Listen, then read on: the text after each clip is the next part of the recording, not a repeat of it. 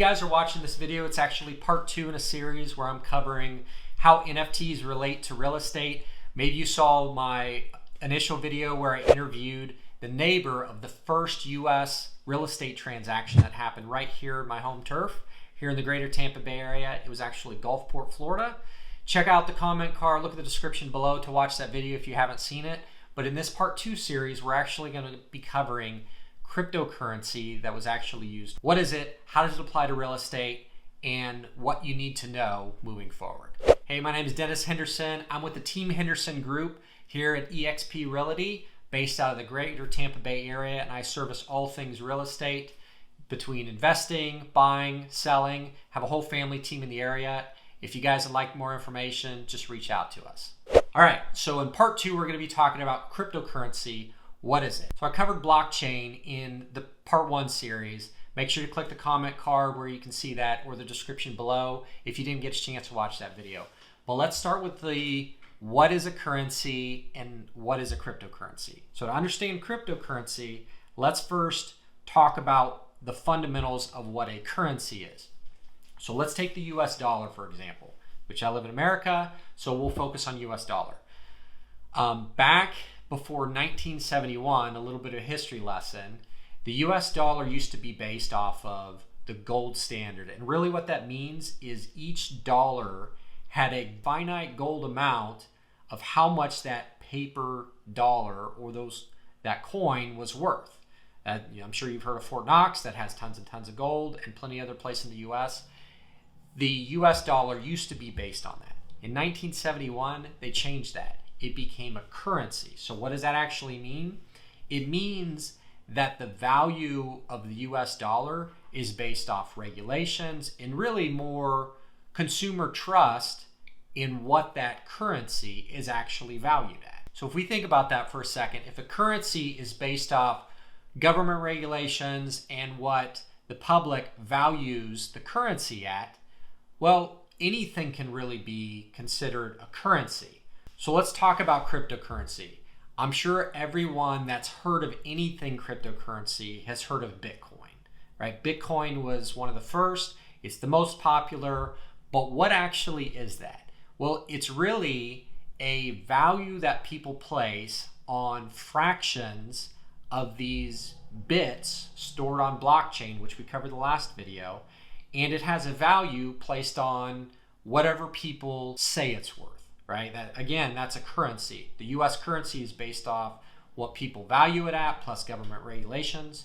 The thing about most cryptocurrencies is it's deregulated, meaning there's no government regulations. So the value of the cryptocurrency goes up and down based off lots of different things, which makes it extremely speculative right now. But let's just focus on Bitcoin for a second.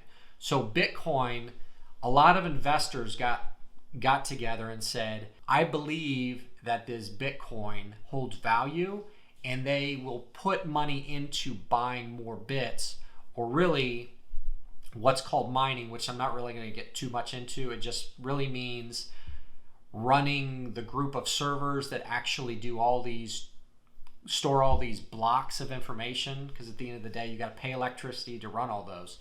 So people buy these bits within this network and place a value on it, right?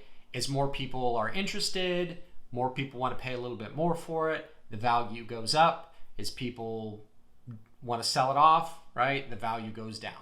So that's true with really any currency. So at the fundamental level, you have a system called blockchain that people can show whenever they're trading, buying or selling those bits of information, and you can always see the history, because remember, you can never change it. You can see when it changes from one person to another, one company to another, one wallet which stores this digital currency to another, and that's really what cryptocurrency is. Now, as we get closer to the whole point of why we're having this conversation, NFTs are also based off that.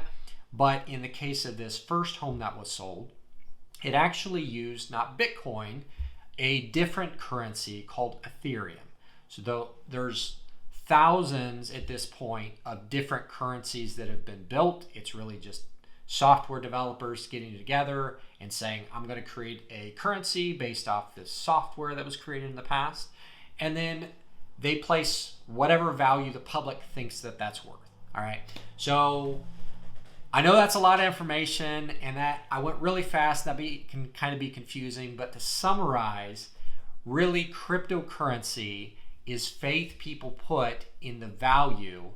And because there have been a lot of institutional investors that have backed millions upon millions and even billions at this point into the value of what that's worth, it holds a value because people have put some type of currency in it. US dollars, other foreign exchange as well.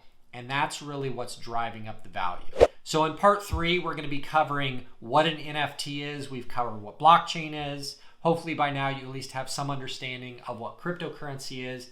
And then we're going to be covering the next series, NFTs, what smart contracts are, and really how this relates to real estate. So stay tuned. Hopefully you guys like this. Don't forget to like, subscribe, leave a comment if this was valuable to you, because it really helps me know what's interesting to you guys so I can keep creating videos like this for you. Also hit that bell so you're notified anytime new videos are released on this YouTube channel. See you guys on the next one.